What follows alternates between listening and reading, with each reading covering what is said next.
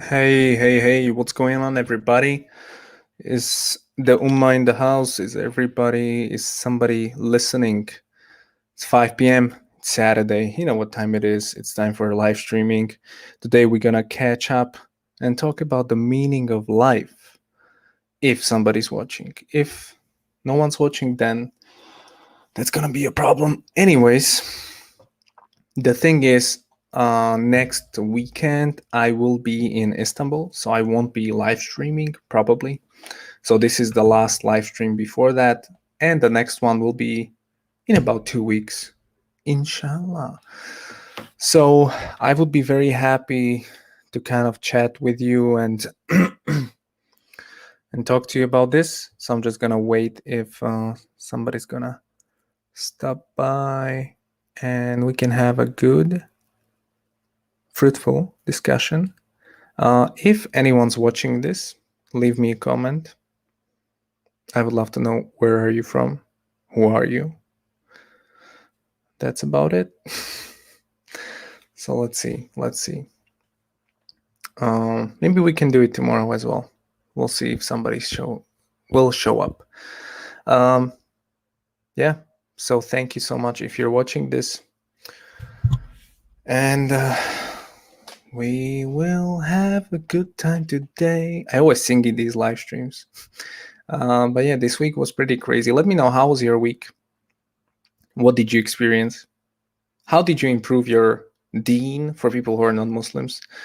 Deen means kind of like a religion. Like, how did you improve your religion? Anyways, this week I got a lot of subscribers from the Mike Tyson's video about him being a philosopher. So maybe some people will watch this and they are not familiar with this type of content that I do. I am a Muslim convert, so I usually talk about Islam and stuff like that. Yeah, so these live streams are just kind of like me chatting with the subscribers about anything they want to ask me. So that's kind of the background. If you don't like it, then unsubscribe. See you later.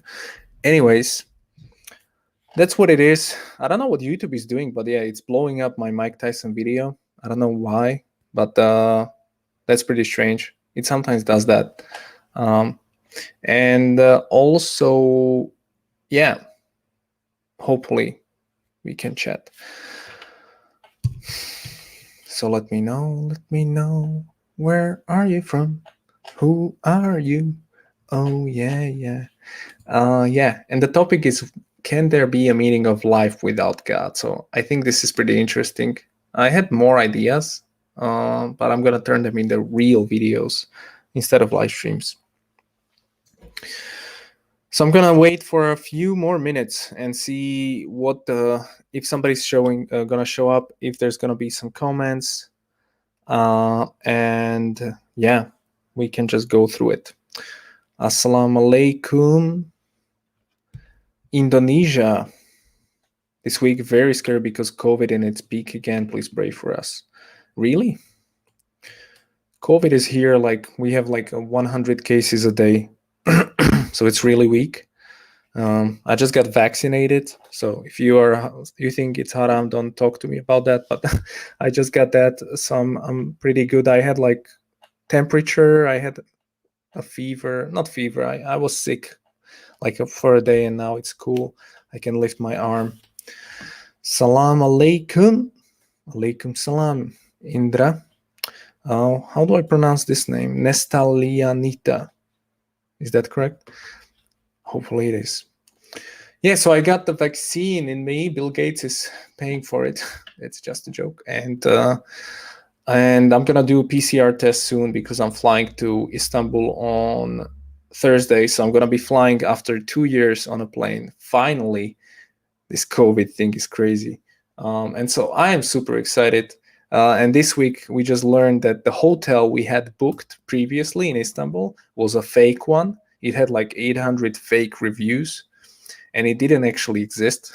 So I had to cancel the reservation, book another hotel near the Grand Bazaar in Istanbul, which is like the main site, which actually exists. I looked it up on Google Maps. It actually exists. So that was that was a new development. But I'm very excited to go to Istanbul, and I would be, if anyone's gonna catch this stream later and not live, or if anyone's watching this live, if you are from Istanbul and you would like to meet up, I'm 100% going to meet with you. So I will be visiting many mosques in Istanbul.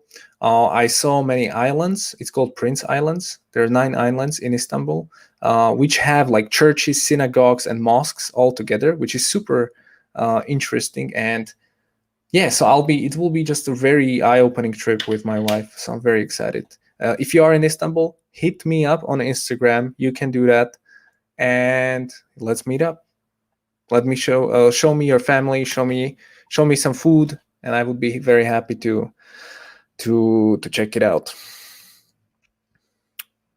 Many people still have vaccine, but not guaranteed. Right. Yeah, I mean, you can be positive even without vaccination. Yeah. Which and how many books have you read regarding Islam in English? Wait. This one? I'm just reading this. I mean, this week I try to read 1 hour a day before I go to sleep. So from midnight to 1 a.m. every day, I'm trying to read at least parts of a book. Now I'm reading Muhammad, his life based on the earliest sources. It's really good. And sometimes I come across an issue that I haven't really saw before, so I look it up. But it's not, again, something you can just quickly scan. There's too many names, too many tribes that I don't really know, and it's kind of a lot. But yeah, I try to read. I don't know how many I've read. I think I've read like 5 or 6 books or 7. That's about it. I haven't read more. Some books are very short. Some books are more. The Quran is a book, actually, so I've read that. Yeah. So yeah, I've been reading, but between 12 and 1 a.m. I always try to catch up on my Islamic knowledge. Anyways, very excited for Istanbul. Let me know how was your week.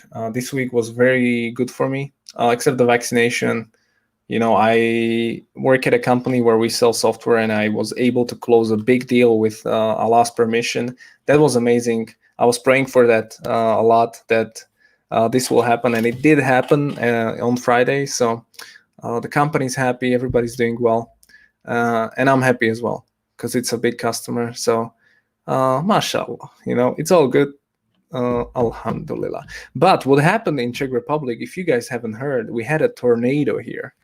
So there was a tornado in Czech Republic, first time ever, a big major tornado, and it kind of destroyed 2 towns, completely wiped them out, where cars were flying over, houses were turning over. And you have to realize we're in the middle of Europe. We never had a tornado here. We only watched them on TV in the US or something, but we never saw a tornado. And there was like a giant tornado in Czech Republic. So this was something new, and there was a giant storm in Prague, but nothing here.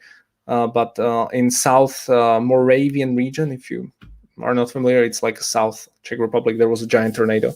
And so we are receiving humanitarian help from a couple of countries because it really wiped out people's houses, people's homes, people's cars.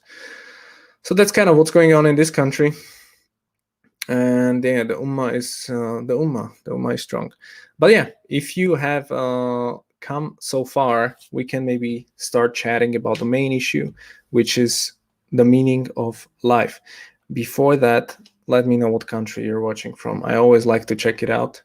And I hope that some of you are in Turkey and in Istanbul, because I would love to meet someone who watches this channel, who's like not my friend in real life, but like just from the internet, and maybe meet with them somewhere in the world.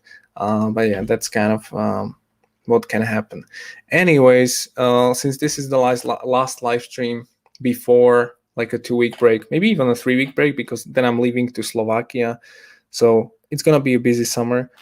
But I have prepared many content before that. So we're gonna have Islamic finances on Monday. It is the most important podcast interview I've done by far. It's the most relevant, the most practical interview that I've done with Almir Çolan. So guys, I'm really recommending you, if you do not know too much about Islamic finances, about mortgages, about interest, about loans, go and watch that on Monday. It's gonna be really, I mean, it's mind-blowing. So that's really exciting. And then I have some other videos prepared. So yeah, I'm gonna just be releasing content that I've already had, and I will have one more episode that I'm gonna shoot with a friend tomorrow probably. We're just gonna kind of go through all the halal shops in Prague and show you around, like a vlog type of deal. So yeah, it's gonna be interesting. Salam alaikum about this. So let's talk about the main issue. Let me check this. The only thing that keeps us sane is just remembering nothing, because virus is everywhere and we don't know who or when the virus will get to us. Yeah, I mean, it's everywhere, right? It's in every country in the world. I mean, I wouldn't really be too caught up in it. Just kind of, I would just live my life and try to make all the precautions to make sure I don't transmit the virus. But otherwise, if you keep thinking about it all the time, it will make you stressed out and you won't enjoy anything. And you'll be kind of like in this lockdown mindset. Anyways, so can there be meaning in life without God? This is a trick question. Not trick, this is a hard question, because I remember when I wasn't a religious person and I tried to answer this question. And a lot of times nowadays as a Muslim, I go online and I watch these, some of my friends that I used to hang out before, these websites that I used to watch as a non-Muslim, some news websites, and I see a lot of these subliminal messages, about LGBT, about, I don't know, whatever topic you want to take out, about religious fundamentalism, how it's sick, and how we should just live in a secular state. And all these things are kind of like out there in the modern media landscape. And it's very difficult to just even challenge that perspective. And it always comes back to, do you actually believe that there is a creator? Because nobody knows why they exist. Nobody knows their purpose of life. Can we agree on that? Nobody knows why were they created, or if they were created. Even atheists, or if you are, let's say, a religious person. And so that's the thing, like, we live in the society, we live in this blue dot, we live in this earth that is kind of like swimming in the universe around the sun. The sun pulls through gravity earth around itself, and we live in this thing. You look up their sky and stuff, but we don't live like we really look at that perspective every day. We try to be busy with our work, with our jobs, with our wife or family, but you have to realize you're in a blue dot, you're in a blue bubble, a blue like ball floating around space. Isn't that crazy? And so it really doesn't matter what you believe. If you're a Christian, Muslim, or an atheist, you're still in the blue ball. So you're in a blue ball that's floating around space. That's insane. Then outside of that blue ball, you have darkness, the universe. And so when we look up behind the clouds, we see like darkness, pitch black, and just some stars. And that's kind of our perspective on the entire space around us. Like, so we know we're in this blue ball, there's some space, it's dark, there are some stars, and then we figure it out. Okay, there's a Milky Way, there's the galaxy, we're somewhere here, but we have no idea why, what happened, what's the purpose, how did we get here? How did we get here is probably the biggest question. Like, how did this happen? How did we get here? We're trying to figure it out from science, from different philosophies, like, what happened? Was there a big bang? If so, how come there was a big bang? Can there be something created from nothing? How could the Big Bang even occur? How can there be a point of singularity where all the gravity of the entire world and time is crunched up, and from that singularity it explodes? And then what are the black holes in the universe? Why are black holes sucking up the space-time around them? What about dark matter? What about these things that The universe have properties, and only 4% of the known universe is actually matter, something tangible. Over 96% of the universe is non-tangible, something that doesn't even have properties. We just see its gravitational pull, so it has some gravity, but we don't know that there is no object there. There's nothing, but it just weighs something. What is that? We call that dark matter in the scientific world. And dark energy. These are two sorts of things. But so there's many things around us we don't know. We live in this blue dot. We live in this Earth flying around. And 99% of people don't want to think about that reality. Like, we know that reality is here. You can look up and you can see, like, hey, you're in the blue dot. There's nothingness above you. There's the universe. But you just kind of like, okay, I'm going to focus on my house. I'm going to focus on my work, and it's all going to be good. I'm not going to die. And it's like, no, it's all wrong. You're going to die. So why am I saying that? Looking at that, we come to conclusion, okay, what is life all about? What am I doing here? So I'm floating around the space on this planet, and is the purpose of my life to build a house then? How can that be? So there's this Earth, and my purpose as a human being is to build a house. Well, that doesn't make any sense. Or there's a let's say this reality, and I say my purpose in life is to get rich or have family. That still doesn't make sense. So looking at it from the secular point of view, which I always said, like, okay, we know this is the reality, so we should invest all our money into science and research so that we can understand the world around us. We can invest in satellites and telescopes, and we can further investigate the space so that we know, how did the universe begin? What is the Big Bang? We're trying to search for the answers. And this seems like a very rational approach, which most governments agree to do, most people. But when we look at that approach, it kind of collapses because we're faced with certain realities in this world. First of all, death. That's one reality you will be faced with.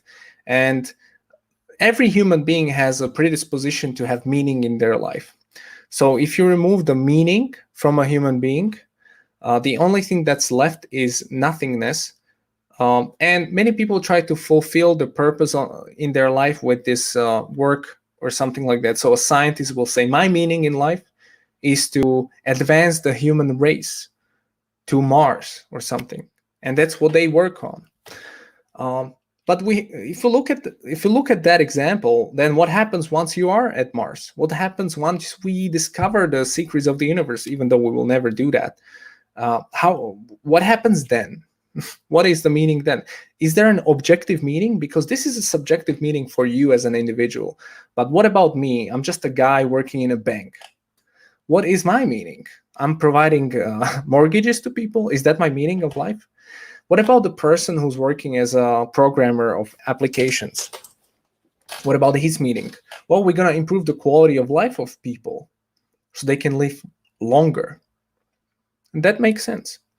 But then we have to really drill down and ask, okay, why is it important? Why is it really important to live long? If we know we will die. So then does it even make sense? Because when we look at the science of the universe, we realize that the universe will at some point, the sun will at some point explode and destroy everything in the sun. What is the solar system? So then what are we doing here? We know we will die, like our species, until we move from the solar system, which is the only hope. But then again, we know that the galaxies, we have Milky Way, and there's the next galaxy next to the Milky Way is Andromeda maybe. And at some point in the future, these galaxies have gravitational pull. So they are pulling together and they will merge together and blow up. This will be the biggest blow up in the universe, probably. And it's going to happen because we can observe the galaxies.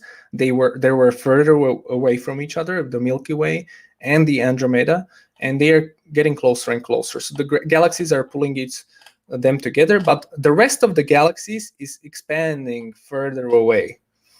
So these two will merge, it will blow up. So again, what's the point? Can we escape the galaxy? I don't think so, because we would need like thousands and thousands of light years, and it won't happen because we might not even get that much chance, even with the best speed of light available for a spacecraft. So then why are we even trying to save human life? Like, that's the question we should even ask then.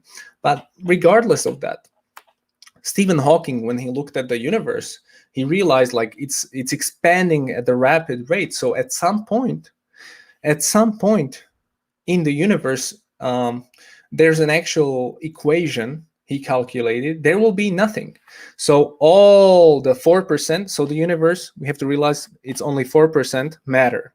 All the stars, every atom, every energy, every photon, every sun, every light, it's just 4% of the universe.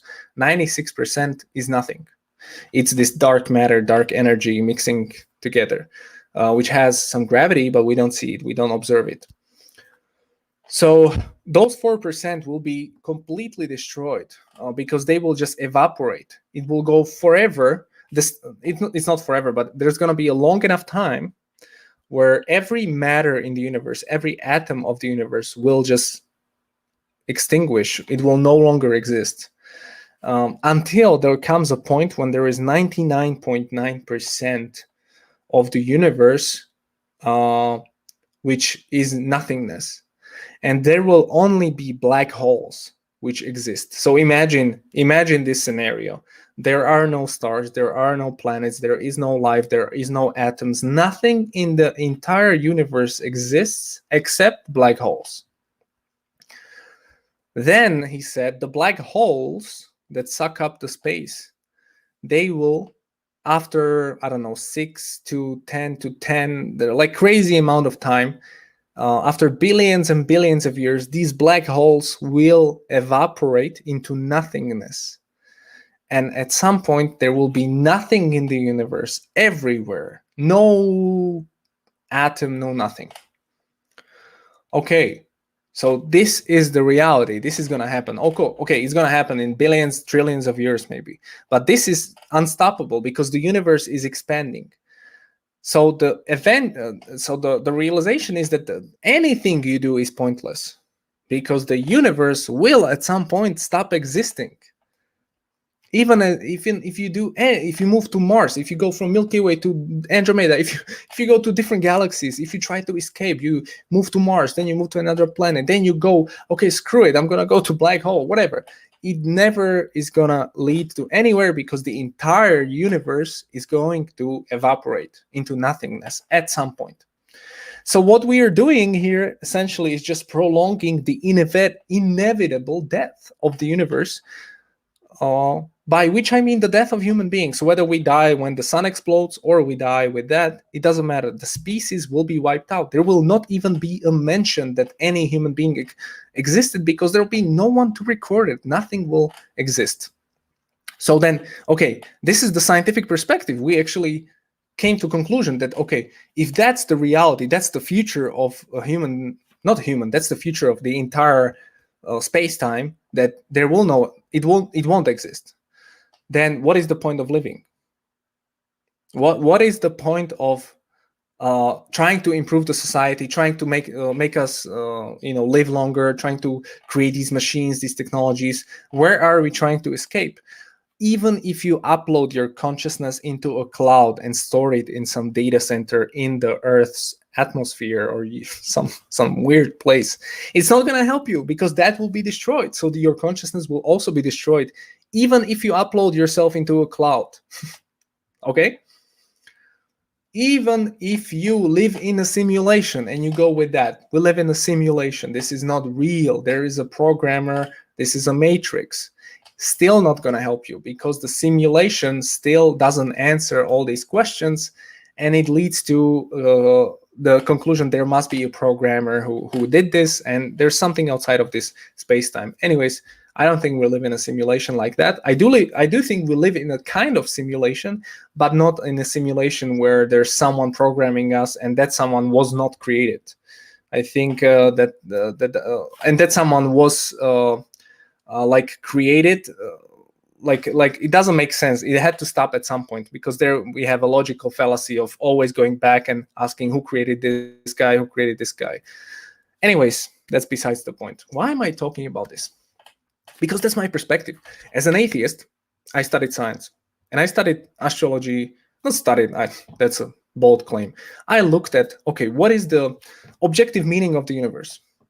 So disregard the human being, disregard what we think, disregard all the religions, disregard all the philosophy. Let me look at the science. What does science tell us? And this is what it shows. We live in this blue ball. This blue ball goes around the sun. There's a solar system. There's a Milky Way. Milky Way will merge with Andromeda. It will blow up. The sun will explode. If we are able to get out from that scenario, still, where are we going to go? We can't even escape the Milky Way. It's so huge. It will never happen. And we can't even catch up to the light from some distant stars, because they no longer exist. The light that you see from a star, it travels for millions of years. So maybe that light that you see, like you see a light, that is no longer there. The star has already died. When you look at the sun, the distance between the light from the sun to reach the earth is 7 minutes. So whatever, if you right now go and do this, look at the sun. If you see the sun, I don't see it because there's clouds, but I see where it is. You're looking at something 7 minutes in the past, 7 or 9, I'm not sure now. But so the light I'm seeing at the sun, that's the sun how it existed 7 minutes ago, because the sun's photon is traveling into my eye socket. But it's showing me the sun how it was 7 minutes ago, because the speed of light takes 7 minutes from the sun to reach Earth. What about the stars? What about Big Bang and all those things? We saw something that happened in the past, but therefore we can conclude certain things. So we see like there was a crunch and it exploded. And the explosion is accelerating. It's not slowing down. There's not going to be this big crunch. It's accelerating until the point Stephen Hawking said, when there will be nothing. The whole universe will nothing, no matter. All right. And okay, this is going to happen. We have to realize this is one sort of truth that science gives us. This is going to happen. It's inevitable. It's not even in discussion like what else can happen. No, this is going to happen because the universe is expanding. How else do you want to do it? And so if you have an atheistic perspective or an agnostic perspective or this sort of modernist perspective, or you don't really want to think about that perspective, which most people are ignorant, don't really want to think about it, just want to live my life, that's going to make you depressed, man. That's going to make you depressed, because I was thinking about it since 2014 when I studied this and I learned about all these things, how the sun travels, how this and that happens. I realized like, okay, this is like very catastrophic in a sense where like I don't see a light at the end of the tunnel because there is no light. It's not like this is not the truth. This is the truth. This is going to happen. So what now? And so that's the problem then with applying, let's say, these scientific principles in our modern life. Because I can question anything now. I can say, why am I trying to improve my status in a society? Or why are we building a better roads? Or why are we improving IT infrastructure if we know that at some point we are not going to exist? Answer me that. No one is answering this. We all know it's true. Well, not. I don't know if everybody knows that this is going to happen. Like this is actually what's going to happen, but that's pretty depressing. And most people either don't know about this, or if they don't know about it, they ignore it. And if someone really knows about it, they try to find meaning of their life in some like family or something, but they still can't stop thinking about it. And so why am I saying all this? Can there be meaning without God in this scenario? Which is this? This is the truth. This is here. Can there be meaning without God? Let me make a note because I'm forgetting something that I want to say, and I want to check out your comments. So I'm just gonna make a note. Yeah. And we can discuss this. So, okay, as I explained, Universe will evaporate. There will be nothingness. Either sun will explode. Before that, we might merge. Blah blah blah. Doesn't matter if there are aliens. Doesn't matter whatever happens. You will still not exist. So, what do you think is gonna happen in this scenario in relationship to the meaning of life?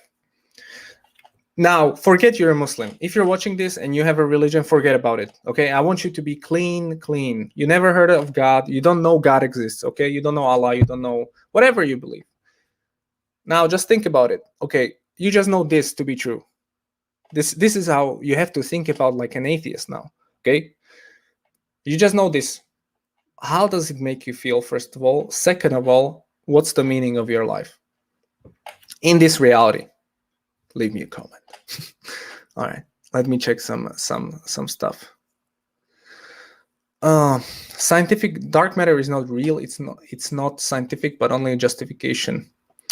Well, dark matter. What do you mean it's not scientific? It is. It's not scientific in a sense you can't see it. However, you can see. You can not see. How do I say this? You can observe the gravity around it. So you see some object there, but it doesn't exist. But the gravity is there. So that's pretty scientific to me. But maybe let me know what you mean. Like a Vulcan planet. Assalamu alaikum.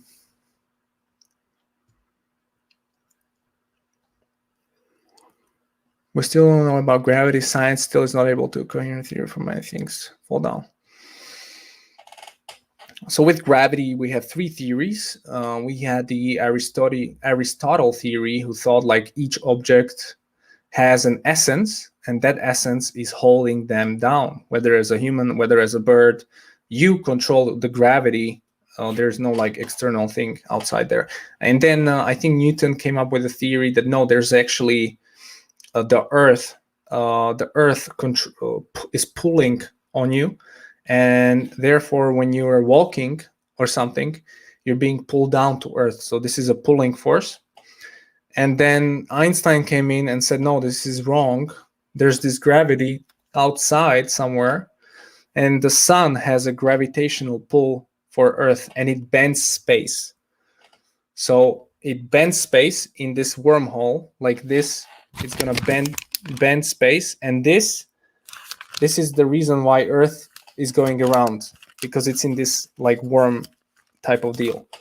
And so it's not a pulling force, it's a pushing force. It's a completely turned around Newton.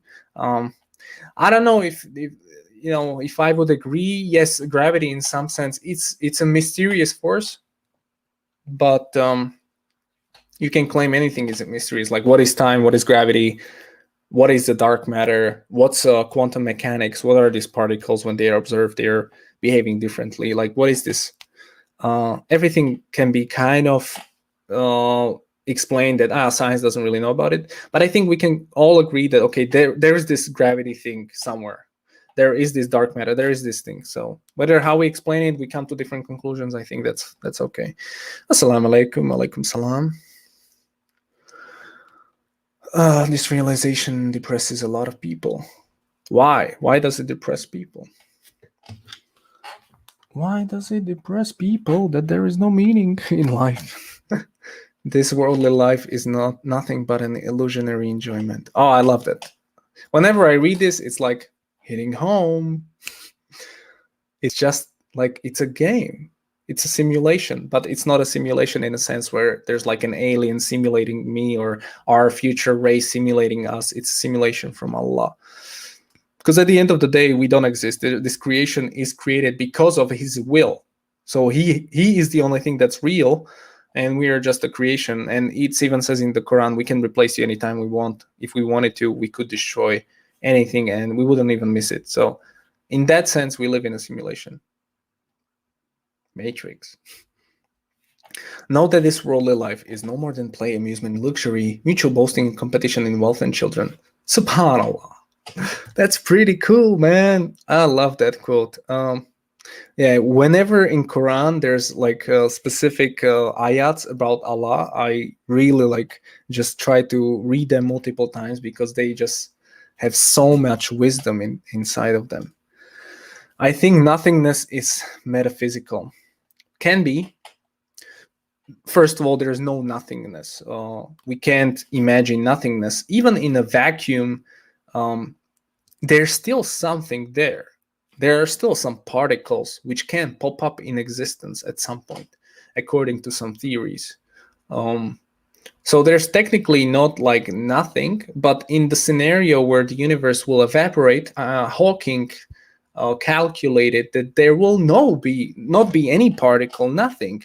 It's gonna just be black holes. Those black holes will then evaporate, basically. That's gonna take like trillions of years. And at that point, there will be complete nothingness. So even the expansion of the universe won't even make sense because we're expanding nowhere. Because there's nothing that's expanding. You prefer the life of this world, but the hereafter is better. Subhanallah. So we know the answer. No, we know the answer, but we're getting some Muslim hints here. Maybe some people are watching this. They are non-Muslim and they are like, what is this? What is this nonsense? But let me just go through some comments. Your views on Shia terrorism. I don't know anything about Shia terrorism, and this is not the time to talk about it because I have no idea. So it's trying to hold water in your hands. No matter how much you try to hold it, it's gonna slip through your fingers. Subhanallah. That's right. Impressed that you're having that there should be a meaning of life after studying science. Of course. Because, okay, so what is the only logical, rational conclusion after you come to this term that okay, at the end, at some point, nothing matters. Because I can justify, okay, I'm gonna have a family so that my kids can have a better life. Okay, why? Okay, I'm gonna have a society that has people will live longer and they can indulge in more desires, or we can have better jobs, more money, better economy. We can improve the poverty level, so people who are poor can rise up and become wealthier. We can get rid of diseases, get rid of cancer. We can just be happy forever, live for 200 years. And that's nice. That's really nice. But why? What is the point if you're going to die at the end of the day and the universe will evaporate? What is the point of all of this? Tell me. Some people say, like some atheists will claim, oh, nonsense. Meaning, I can just find meaning in poetry or in art. Why? If you claim that there is no mystical, supernatural thing beyond this universe, beyond what you can see, I'm not going to talk about multiverses or simulations because that's on another discussion. But if you claim that that's the reality, only what we can see, empirically prove, materialistic philosophy, then your poetry, your art, this is nonsense, because you're trying to express something within you that doesn't exist. What are you talking about? You're just molecules assembled together, you live in this world, and you die. Go and do your work. That's all you should be doing. Why are you thinking about the meaning of life? And so it doesn't really make sense for them to say that, because according to their theory, it's like nothing matters. So like, why come poetry or art matters to you? Maybe subjectively that makes sense, but okay, what meaning are you finding in poetry or art? Like, okay, it's nice, I enjoy it. Yes, I like the movie or I like the song or something, but how is this giving me meaning if I'm gonna die? Like, what? Doesn't make sense. SubhanAllah, that's really good. The meaning of life is to experience life in human form, and that's what my video is about as well. I've made, I think, last week, about just living life, just to have the ability to go through your day and breathe and go to the toilet and do stuff. Just that is worth more than anything in the world. Like, who has that ability? This book doesn't exist. This book doesn't have life. This water, there's some cells here, but they don't even know they exist. We are self-aware. We know we exist. How crazy is that? So I know I exist, and I have some power in my little world. I can think what I want. I can grab what I want, even though it's predetermined maybe. But still, what a great thing to have life. God is a force, not a being. I mean, you can argue, we can never know. God is above all of this. Force, being, physical, I don't know. God is above anything you can imagine, above that more. So the meaning is life is just to live. We can talk about it. Okay, that's gonna be my next one. What's the meaning then? Because I have multiple things I want to go through. All right.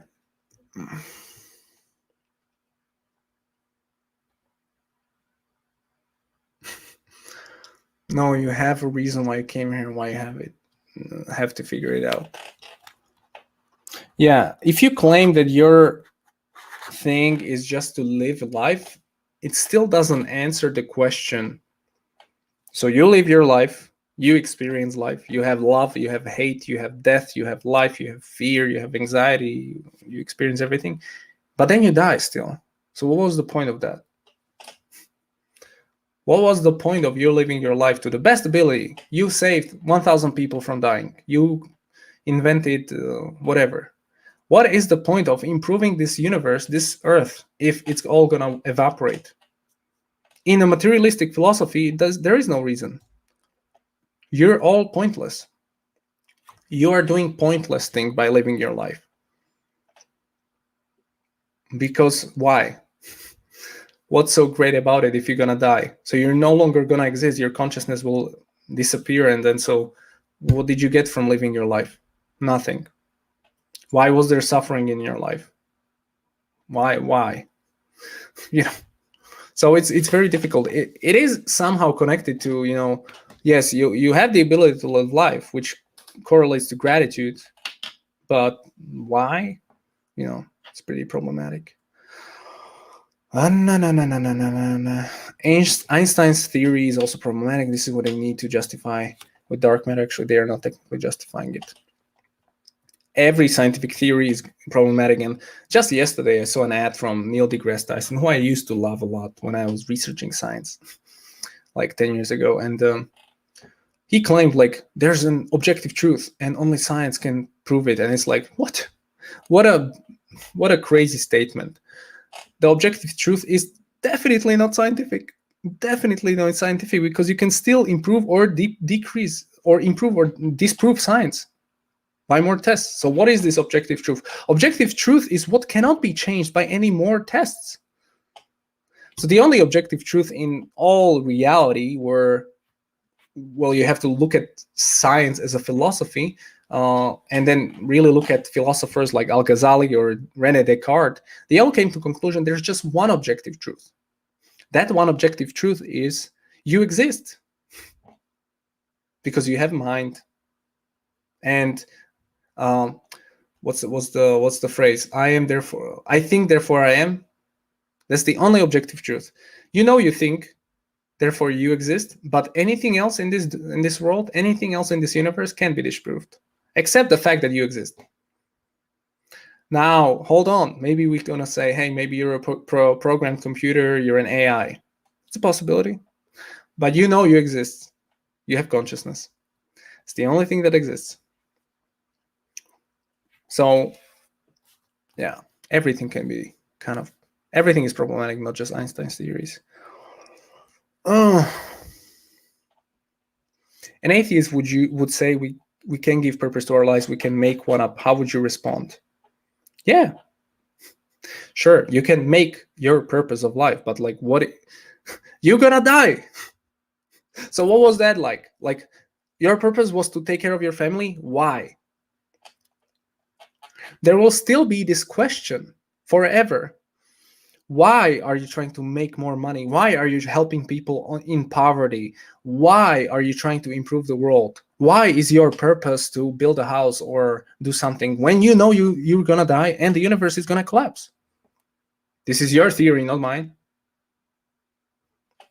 So then how can your purpose save you? Like, what is this nonsense?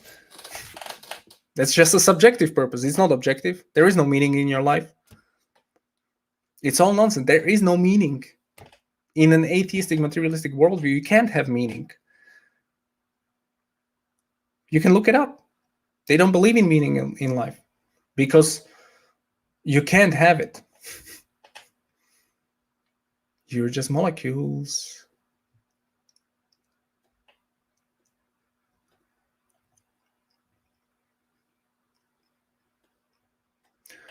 What you love to do and don't take it for granted from water, that's how you will know what your purpose is. I think we're mixing a few things. We're mixing what your passion is with what's your real purpose in this world. Because what if I enjoy and I become the best NBA player ever? That's not my purpose still. Because I'm gonna die. Again, coming to the realization of your own death and the universe is gonna die as well. What was the point of that? Answer that, please. Have you not seen the birds above them spreading and folding their wings? None holds them up except the mouse. Yes, subhanAllah. Yeah, that's the thing. What was the point of all that blood, sweat, and tears? What was the point of that if you don't have something after that? Let me ask you, if you accept the materialistic philosophy, then that's a problem. I'm an Indonesian Christian. Can I join? Sure, hop in. We're talking about the purpose of life. If you're an agnostic or atheist, especially talking about if the universe is going to evaporate and you will die, then what was the meaning of your life? Why did you exist? All right, let me just check some. Yeah, Yusuf is great. God cannot be forced. God is God. True. God is not a person. God is not a force. God is all about that. Oh, yeah. Is it okay to join, bro? Oh, you mean like join on the thing? Oh, I never. I'm sorry. I never had anyone join. I don't really debate anyone online. So I'm a bit scared that you're going to come at me with some crazy thoughts. So for now, I'm just going to stick to my live streaming. In the future, maybe we can do some debating or some stuff, but I'm not here to debate. I'm just here to ask questions. Yeah, the meaning of something must be bigger than the thing itself. True. So you can't have subjective meaning. It doesn't make any sense. What if everything you love will perish? Yeah, you can't just find what you love and just keep at it, because if all your family is gonna die, you will die. What was the point of that? So we're going really deep now. All right, let me check some more questions and then we're gonna go through this again. A life with no ultimate meaning is like telling a UFC fighter to spend 6 hours a day training and punishing the body to fight multiple belts for many years with multiple wins but no belt. Yeah. Yeah. Pretty cool.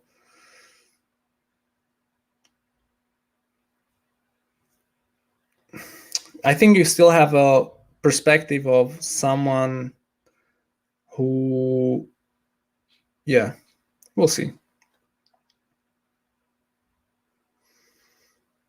All right, we have some Hinduistic perspective. To escape the cycle of reincarnation of self.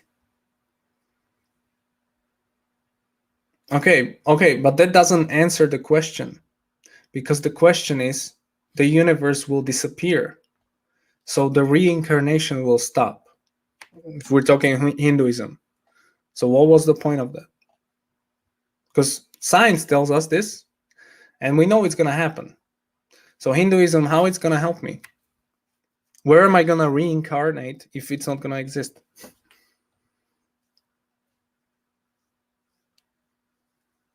Ooh, British Muslim is on some points here. There is no meaning, it's your ego that holds on to belief. That's good. Thank you, Emmanuel. So now you tell me, why do you exist then? Why do you write this comment? Why are you, going to work? Why do you wake up in the morning? You will die, you know that.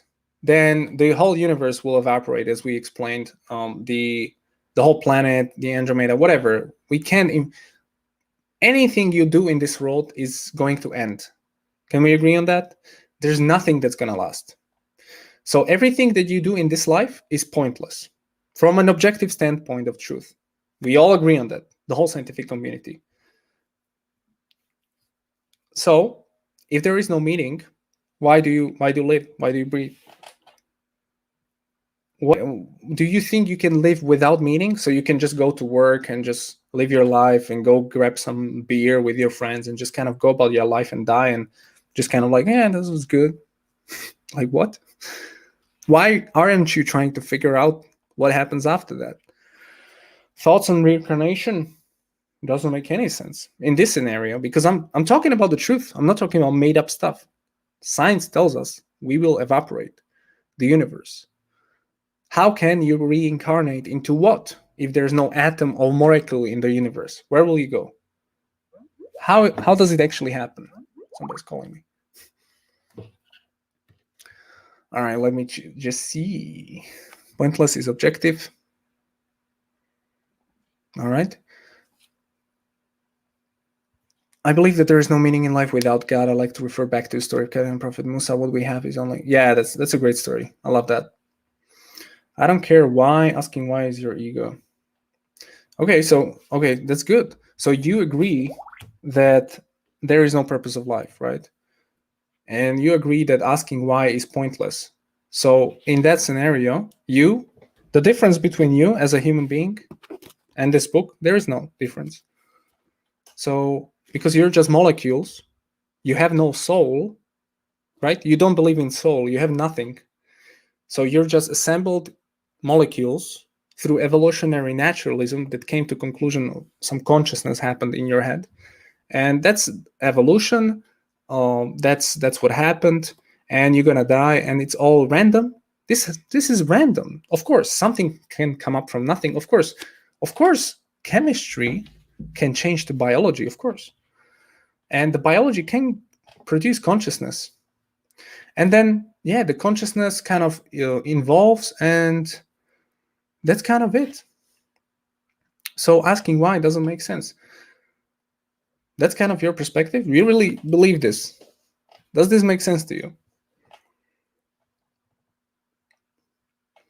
Regardless of this, when we look at the science and the universe that we talked about in the beginning, maybe people didn't catch that if they are coming late on the stream, but regardless of that, we know there is no point of living in the materialistic philosophy, because you're gonna die and the universe will evaporate. We established those facts. So then your existence doesn't make any sense. You shouldn't even, why are you trying to help other people if there's no point? There is no point in morality. There is no point to even live life, because nothing will change. If you kill 1 million people or 0 people, it doesn't affect anything, because the universe will still collapse. So then what is the point of all this?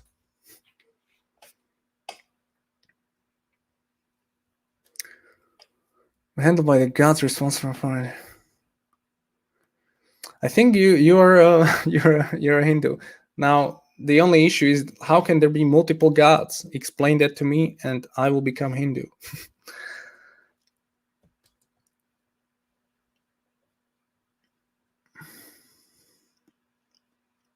Yeah, I mean, no. In atheism, you don't have a purpose. Atheism, by definition, cannot produce meaning in your life because it refuses it. Right?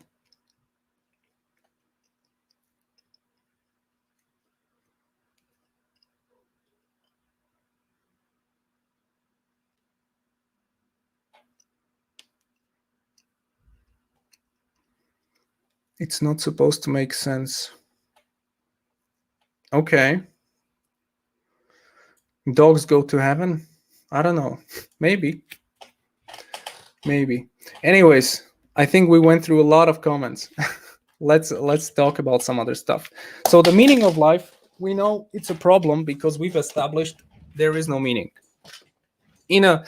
If we accept the modernist materialistic philosophy, science, atheism, agnosticism, not agnosticism, but really just the modern philosophy of life, kind of like a general everything, we come to conclusion that this life doesn't make sense because there is no meaning, objectively speaking.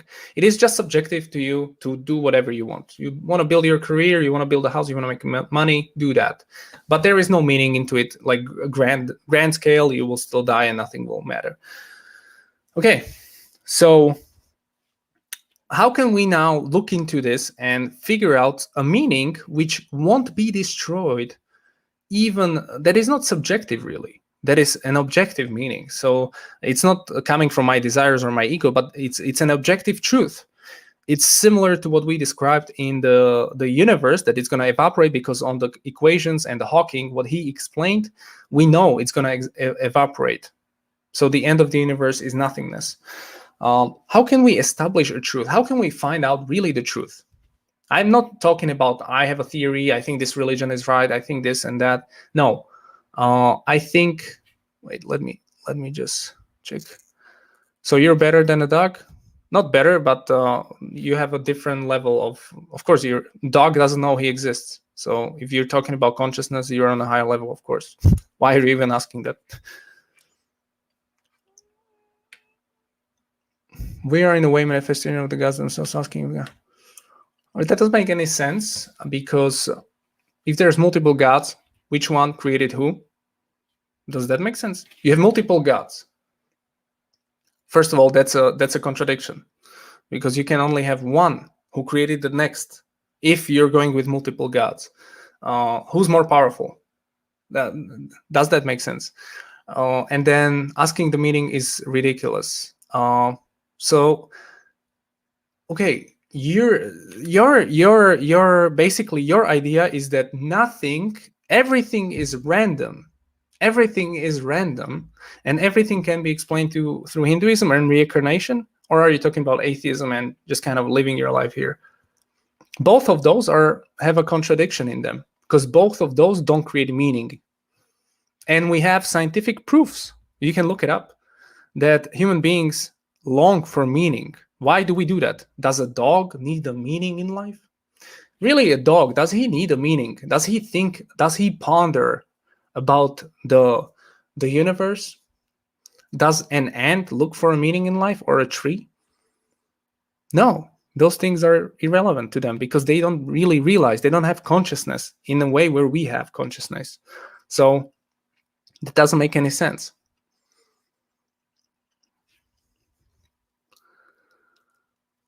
If there's only one God, why does God have to say I'm the only one God? What? If there is only one God, why does God have to say I'm the only one God? Well, if you're talking about like the Abrahamic things, because people were going and attributing to God multiple gods. I'm not talking Christianity, technically is still a monotheistic religion, but there were multiple gods in many faiths. And the concept of one God is just, no, there's just one source. It cannot be 50 gods or 20 or 1,000. It's just one, because mathematically it doesn't make sense. If you come to conclusion that there is a Big Bang, so we know the universe had a beginning, it's gonna end in nothingness. The beginning was a Big Bang. Now, if you say this was random, and then from random nothingness came out evolution, came out consciousness, natural selection, until you were created, writing this comment, and then you're gonna die, and then the universe will end. That doesn't make any sense, because logically, first of all, scientifically, it doesn't make sense, because something cannot be created by nothing. We all know that. Consciousness cannot be a byproduct of random natural selection process, because we can't produce consciousness. You can even look it up. If you go to my brain, what do you see? Do you see consciousness? No, you just see neurons firing in my brain. You don't see my thoughts. You don't see my consciousness. It's hidden from you. You can never see my thoughts. So the consciousness is something inexplainable in human beings. And basically, since there was a Big Bang, if we have a concept now, look, if you have 50 gods, how does this contradicts the science completely? How can you believe in something like this? 50, 100 gods?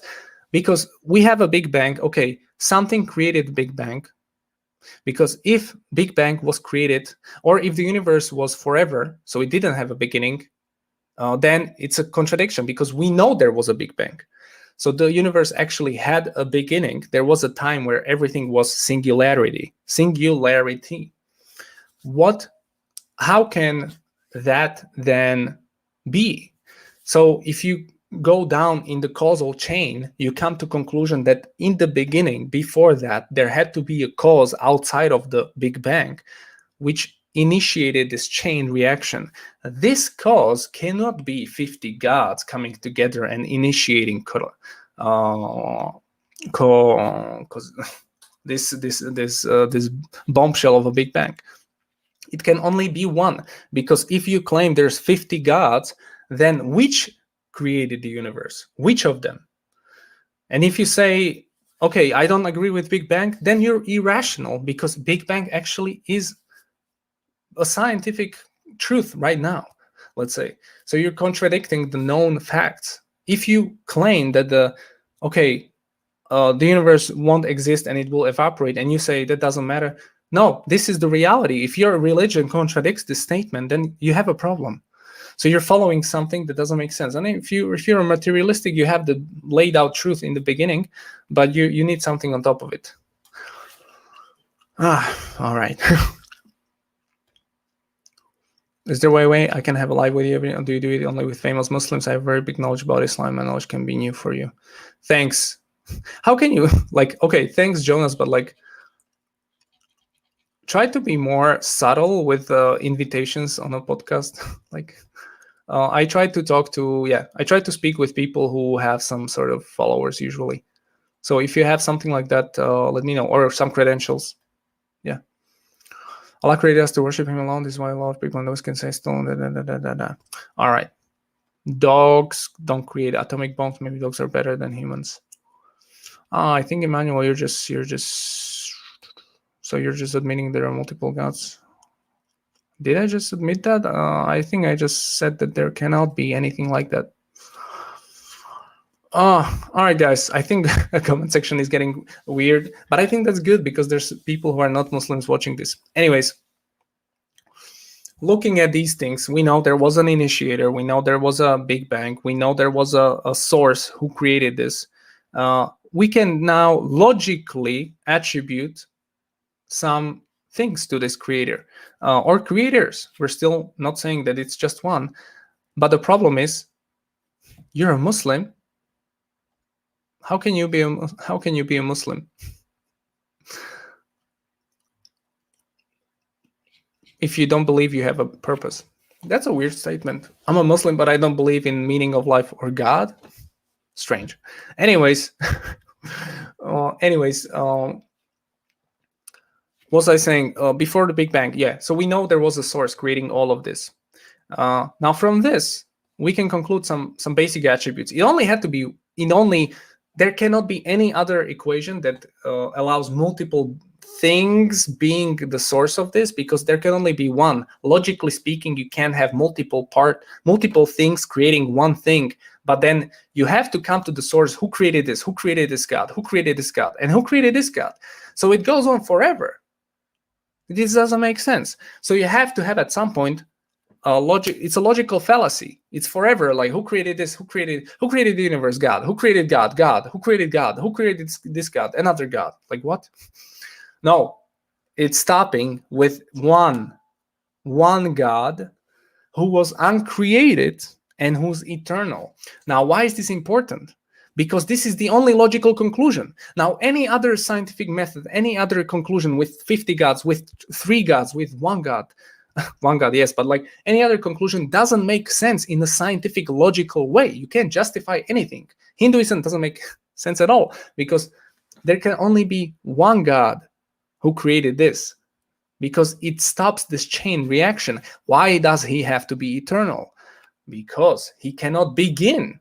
If he began, then somebody created him. So he's not God. God, by definition, was not created and is eternal. So he's gonna not die. He doesn't end. So those things are the most important things. I'm not talking now. You might say, hey, this guy is a Muslim. This guy is talking about Islam or Christianity because that's the same concept. No, this is the only logical conclusion. If there is multiple gods, who of them created which one? Were they both eternal? Were they both eternal? Are they gonna both die or both gonna live forever? Who decides what? How can, if there's all-powerful God on one side, all-powerful, this God controls everything, every movement, even this glass, everything. And there's on other side, there's another God. So we have two gods. Which of them is more powerful? One of them must have a power because one of them had to create the other one. Can there be another? It's a logical problem. You have a logical problem in this sense.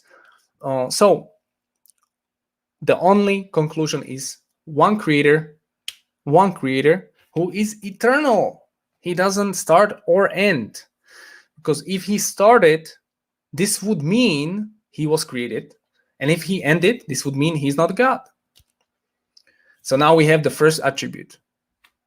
So the universe, we have the Big Bang, one God, one, we don't have to call it God. I know many people are like, man, I don't like this word. Okay, don't call it God. Say one thing, one source, one universe, one thing.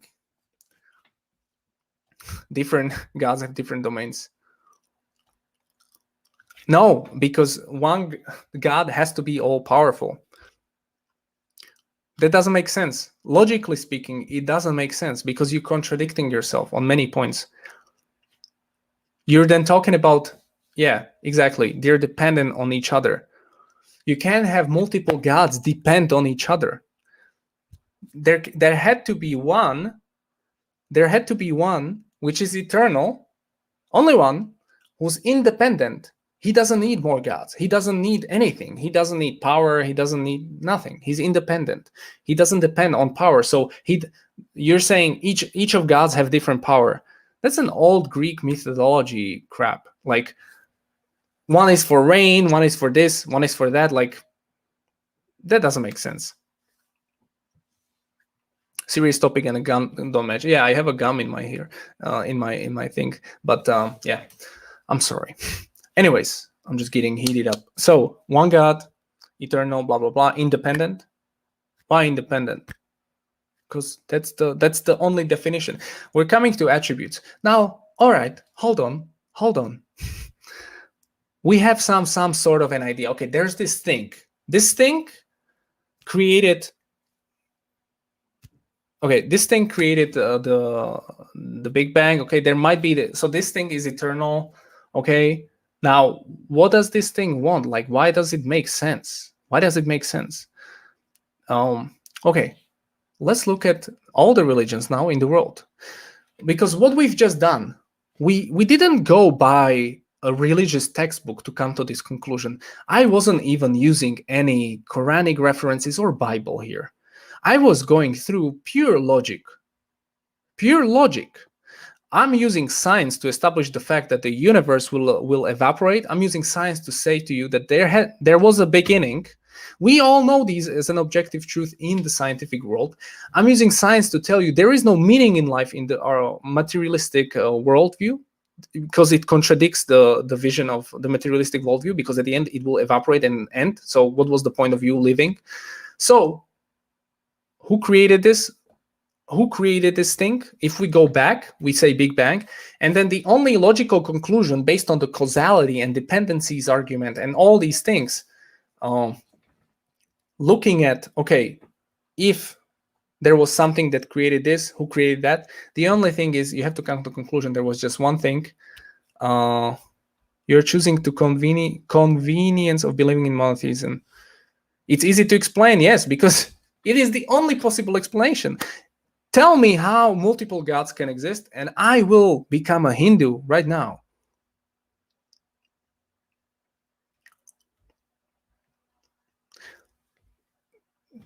Dude, tell me how multiple gods don't contradict logical principles and science, and I will become a Hindu.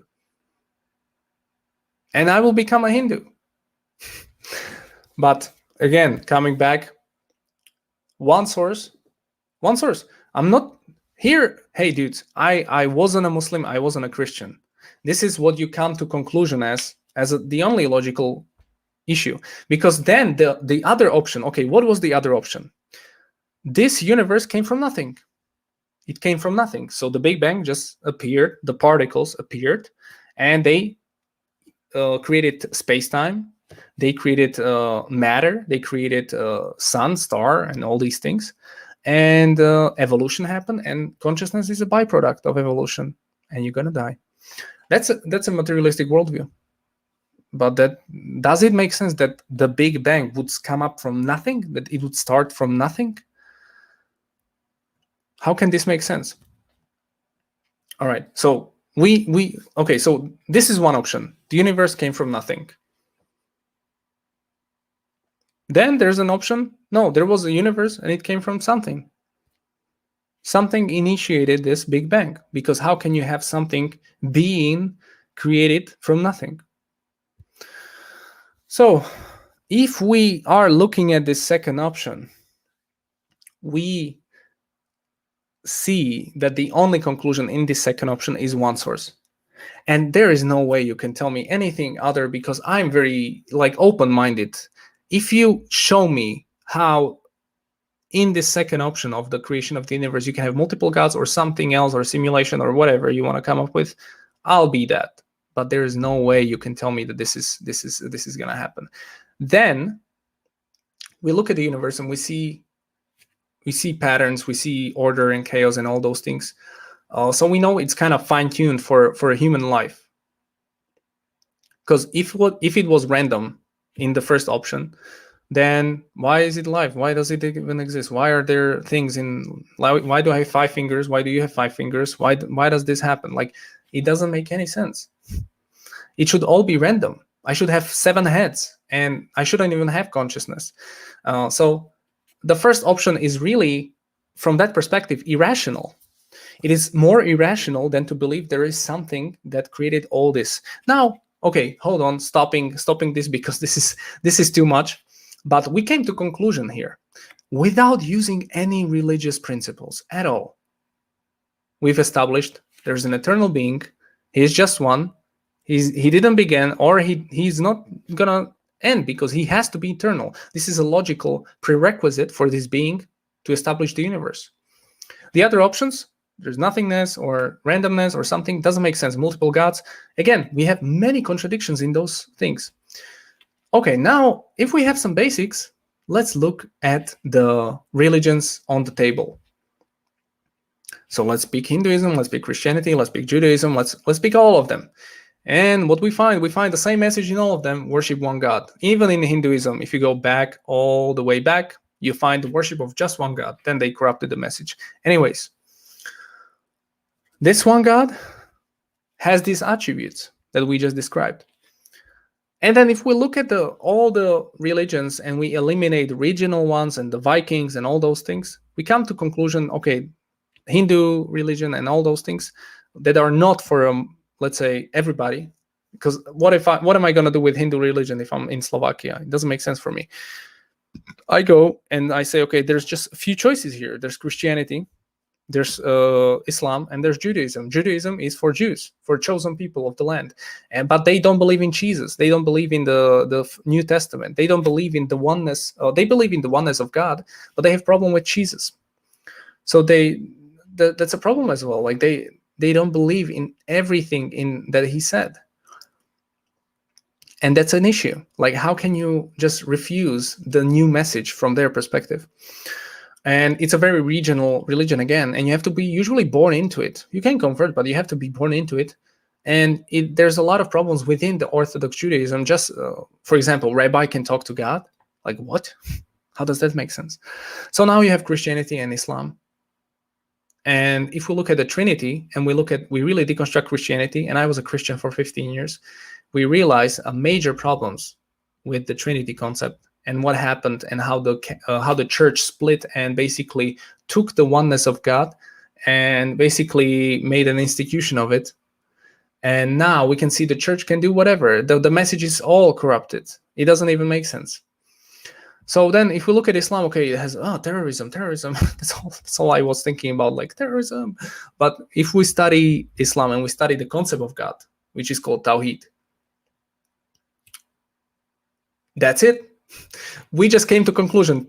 Tawheed is this definition that I was just describing based on science and all the logical things. And so I'm like, okay, this is crazy. And so a few years later, I became a Muslim. Anyways, that's my story. But the thing is, we came to now the conclusion, and I'm talking about the objective truth now, that, okay, there is a creator. Now I know. The creator has these attributes. And now I know Islam is the only religion left which tries to get you closer to the creator. What's the point of it? Why does he want to communicate with you? What is the meaning of life? Well, now we have a lot of things to do. We have to read the Quran. We have to study the lives of all the prophets before that, because you realize Islam is not just here. It didn't start there. Islam is here since the beginning of time. It's just a renewed message.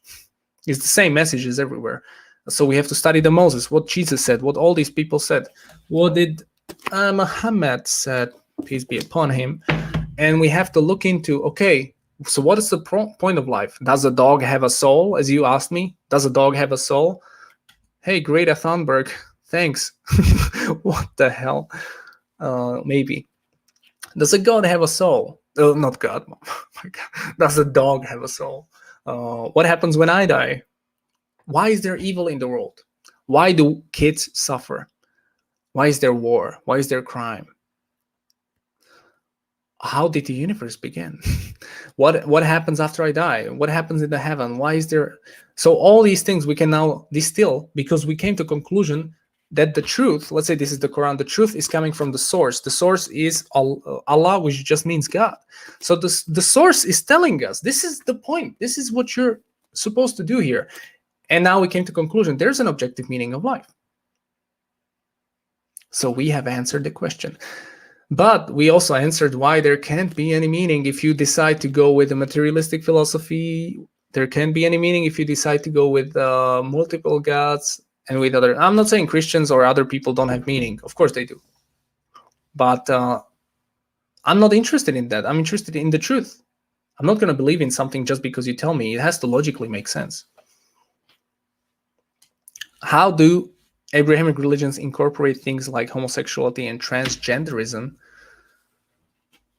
To you, it may be degeneracy. To someone else, it's reality. Dude, this is a perfect question. They have incorporated Christians and Muslims.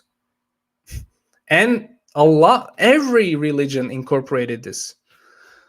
And it's in the Bible, it's in the Quran, and it's in the story of Lot. And it's clearly prohibited. So you're saying to someone else it's reality, to you it's degeneracy. It doesn't matter what I think or you think. It matters what the source thinks. And the source is telling us this behavior is problematic. So you see, we know the truth now. We know that there is a source which knows all things. That's all-powerful, all-knowing. He tells you this behavior, long-term, will create problems. Maybe short-term you enjoy it. Maybe you like to do it. Hey, I'm not saying it's not pleasant. Maybe it is. Long-term, it's a problem. Why does Muslim doesn't drink a beer? I used to be a drunk alcoholic, dude. I was drunk every day. Why I don't drink anymore? Because there is harm in it. And it says in the Quran, you can drink, but there is a harm in it, so don't drink. Many people say, oh, just one beer is fine. Who drinks one beer? Who drinks one glass of wine? Nobody. Everybody drinks bottle of wine. Everybody drinks 5 beers. That's when the society crumbles, because you see crime and all these things. So all these things are answered in the in these things. So anyways, that's not a problem. And so what do you think? I had this question. Why is life about following religion? And this came to mind, life about religion, because religion is about life. Dude, I watched this documentary Mubasit, I think you're trying so hard to come up with something that can discredit this, but you realize, like, I'm telling you the truth. Like, if you can tell me Bill Maher's documentary, Religious, it's not called Religious, Religious, yeah. It's a good documentary, but it doesn't make any sense. Bill Maher is a materialistic atheist. His worldview, I just debunked in the first live stream that I did here, the first half. So, yeah, doesn't make any sense. Everything he says basically can be debunked in like few seconds.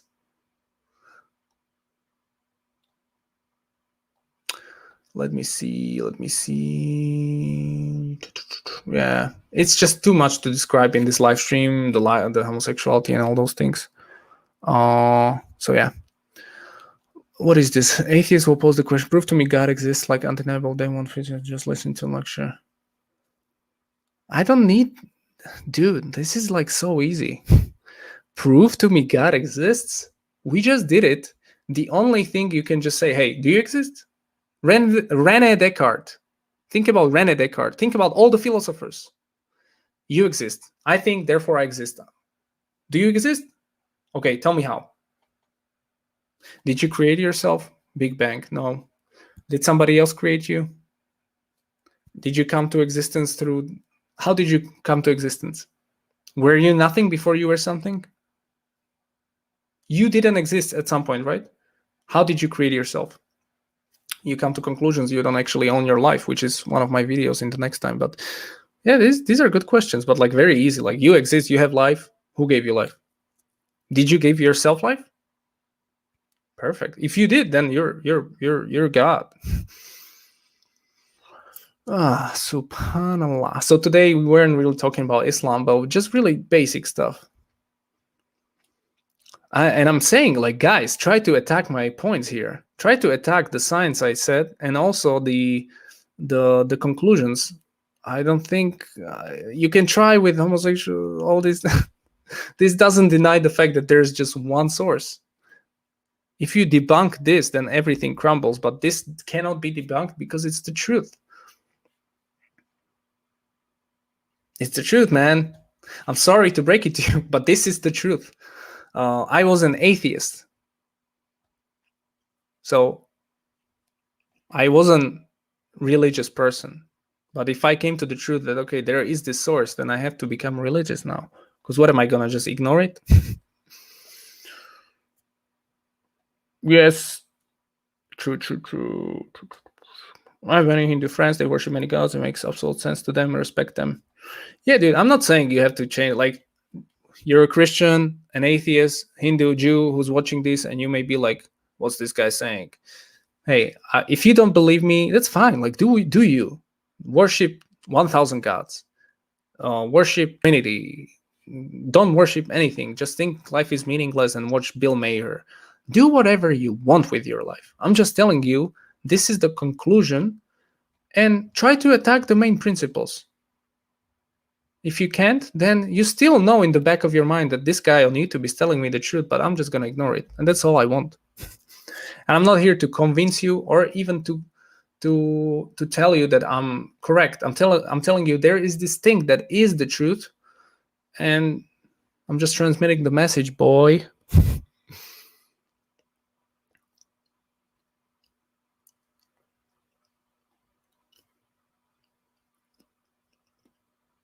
Yeah. Just basic logic. Every philosopher of science came to this conclusion. There must be God. Now they had different concepts, but they're all said there's just one thing. How do you think qadar of Allah, predestination, coexists with dua, free will? And I mean, this is a tough question because it's a question that many people still can't answer, and I think no one can answer. But I don't think this is contradicting. So it's, if we reset the universe, let's say you're God. Okay, this is crazy, a bit crazy idea, but let's say you are God and you're all powerful, and you will reset the universe to a big bang, and you will create it again. Every molecule, every paper, everything will be set at the same time exactly. So it will fall into exactly the same. After some time, it will be exactly the same. So we can predict, if we have the totality of knowledge in the universe, where everything's going to be. Now, of course, I'm a simple human being, and I can't even remember when my wife has a birthday or something. So I'm not going to be able to calculate any of this, not even a computer. But a God, all knowing, could calculate and compute all these knowledge. So to him, to God, everything is predestined, because he knows the future, he knows the past, he knows the present, he knows all of this. It's one big picture. For us, we're just in the picture, we're in the simulation trying to live it. Yeah, I think this is free will. I drank this thing. But maybe me picking up this glass and drinking it was predetermined 13.6 billion years ago in Big Bang. Maybe God already predetermined this, that Jan will drink this water and he will think he's drinking it while on live stream. Maybe, so it's not, it's like two things going at the same time, doing the same things. One is predetermined, one is your free will, and you think you control yourself, because you do. You have your free will. You think you are in control of your life, of course. But if we zoom out and we look at the world, we're clearly not in control. So we're living in both of these existences at the same time. I don't think they are contradicting. They are just two roads of the same destination, and you're just playing the game. So it's like a video game. Somebody programmed it. You're going through it, but it's already programmed. Hope that answers the question.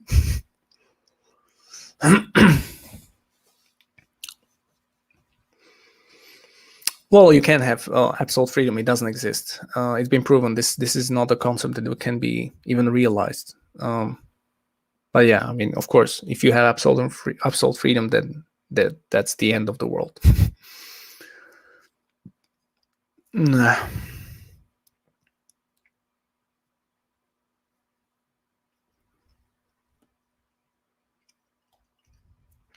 Maybe, like in GTA, yeah, I used to play that. What if you're just a non-playable character in a game for me? That's a good analogy.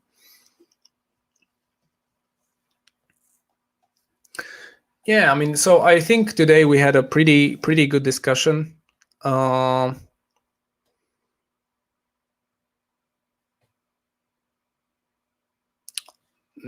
the thing you're saying with I'm simply trying to maximize my pleasure, that's the problem, because that's a materialistic worldview. You cannot maximize your pleasure, because that will not drive your purpose or anything. If you're trying to maximize your pleasure, then that's a problematic philosophy to have. Because who told you that pleasure is good? Who's there to tell you what's good and bad? Are you gonna determine what's good and bad for you? We know from experience that humans cannot tell what's good and bad. For example, humans enjoy alcohol even though it leads to car accidents, but we still enjoy it. So objectively speaking, we know it's bad, but we still do it. So we can't really tell what's good and bad. And so if you're just chasing your pleasures, and that's kind of how you're improving your life, you're gonna run into a wall at some point. We have to realize those pleasures are just there as a sort of like wall, and your purpose lies behind the pleasure. Your purpose lies in overcoming the need to do something, to do pleasure.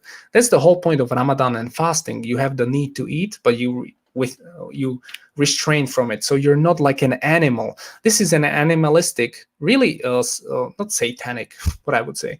This is a principle from John Locke, the principle that harm principle, that everything that increases my pleasure is good and everything that decreases it is bad.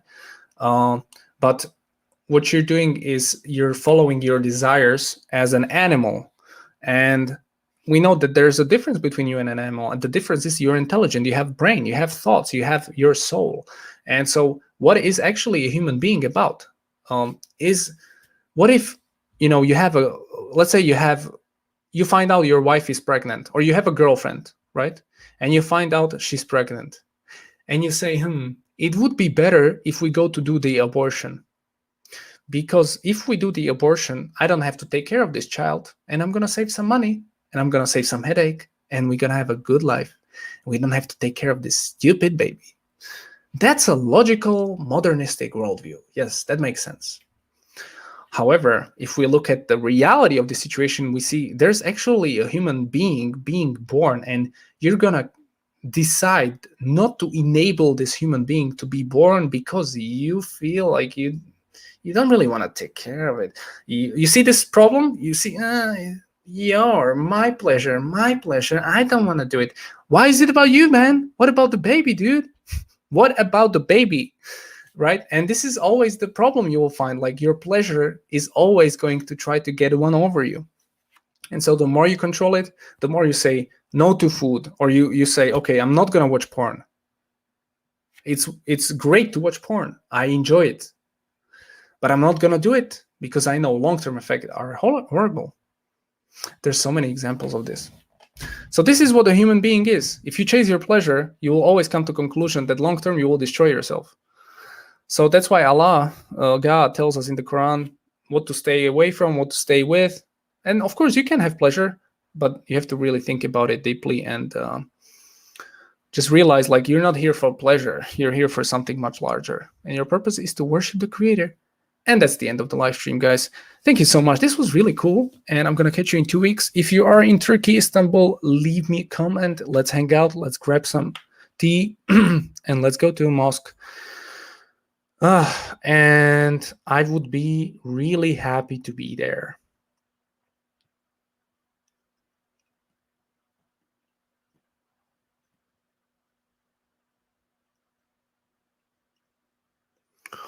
All right, guys. Thank you so much. Enjoy your day. Enjoy your weekend. Assalamu alaikum. And if you're not a Muslim, don't be mad at me. And leave me a comment. See you later. Thank you. Bye-bye.